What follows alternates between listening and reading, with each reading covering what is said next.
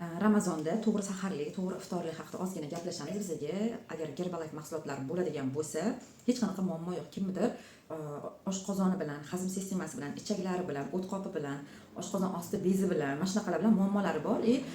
Yegan ovqati hazm bo'lmaydi. Kechqurungi iftorlikdan keyin qanaqa qilaman, saharlikdan keyin qanaqa qilaman, qiynalaman degan savollar bor. Yoki qanaqadir lecheniyalar olishyapti. Mana shunaqa paytda bizga katta yechim, eng zo'r yechim bu Herbalife bo'ladi. Prosta tushuntirib ketaman. Ertalabdan bizda saharligimizga aloe ichadigan bo'lsak, bu kun davomidagi bizga yetib kelmaydigan o'sha suv balansimizni o'rnini qoplab turadi. Ichaklarimizni namlab turadi. Ko'pincha va har doim ro'zani 3-kunidan boshlab deyarli 90% odamda ichda qotish boshlanadi. Qabziyat boshlanadi. Ichi yaxshi kelmaslik boshlanadi. Bu o'zi keyin boshqa muammolarni keltirib chiqaradi. Mana shu o'shaning uchun biz saharligimizni aloe bilan boshlaydigan bo'lsak, ichaklar namlangan, hujayralar namlangan, ichak qurib qolmaydi. Hojatga kirishda ham muammo bo'lmaydi. Miya faoliyatimizda ham muammo bo'lmaydi. Chunki har bitta kletkaga suv kun davomida yetib borib turadi. Bu bor va albatta olma suli buni yoniga nimaga? Bu kletchatka. Biz kun davomida o'rganganimizda nimadir yeb yurishga, obed vaqtimizda salatlar qo'shganimizda, perikos qilganimizda, ovqatlar yeganimiz uchun ichak o'zini faoliyatini ishlatib turgan. Kletchatkalar kirib turgan. Endi biz kun davomida bu kletchatkani bera olmaymiz. Ertalab saharlikka aloe bilan birga qo'shib berilgan olma sulida ichaklarimizga kletchatka tushadi. Как будто bitta qoshiq olma suli bilan 15% salatni bergandek bo'ladi va kun davomida ichagimizni o'zini faoliyatini bajarishga yordam beradi. Ya'ni bunda ham qabziyatni oldini olar ekanmiz. Kletchatkaga bo'lgan ehtiyojimizni qondirar ekanmiz. Keyin choy.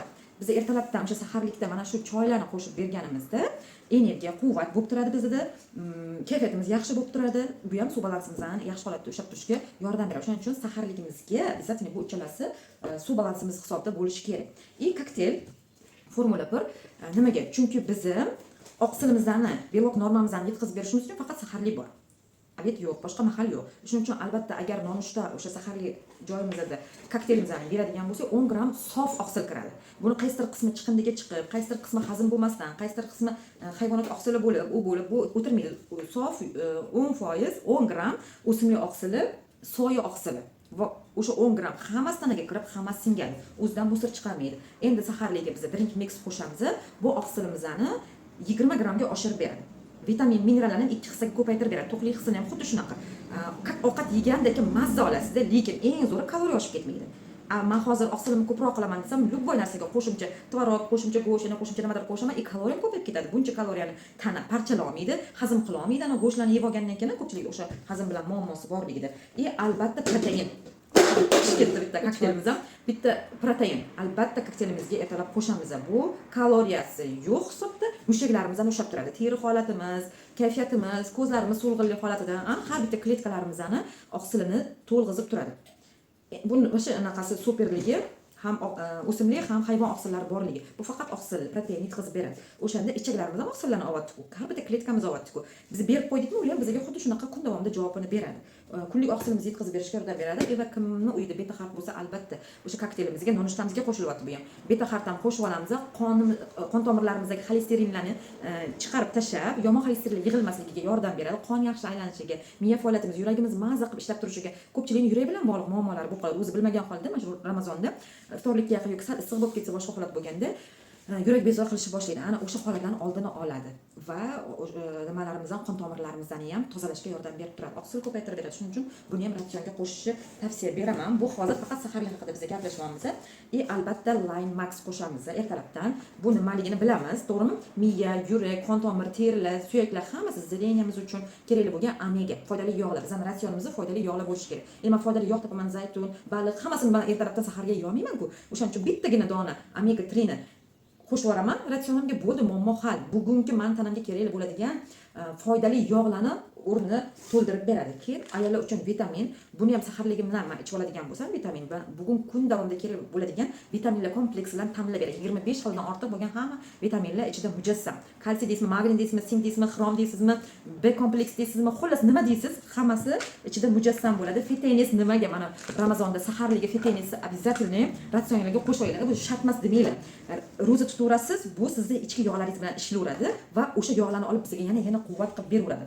Bu bilan o'sha ro'za tutgan qizlarimiz o'zimiz ham biz ko'rdikku, kun davomida umuman charchoq, chalpayib qolish, uyqu kelib qolish yoki iftorlikka amallab yetib olish umuman yo'q. Xuddi kun davomida qanaqa energiyada yursangiz, xuddi shu energiyada yuraverasiz. Ochlik, boshqa his tuyg'ulari ham yo'q-da. Yengillik, hazm sistemasida va shu tozalov, qabziyat yo'q. Xullas buni ichish kerak. Bu bo'lishi shart va kalsiy. Ko'pchilik qo'rqishi ham mumkin, Ramazonda kalsiy ichsam ichim qotadi.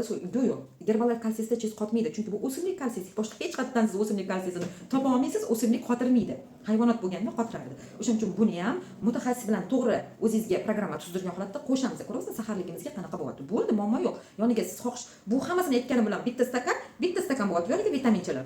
Yoniga salat, yana boshqa narsalar qo'shishimizni biz har bitta odamga individual o'rgatamiz. Endi iftorlikka kelganimizda, aynan o'sha hazm sistemasi bilan muammosi bor insonlar o'tirib olib ko'p yeb qo'ymasligi uchun aloy bo'ladi.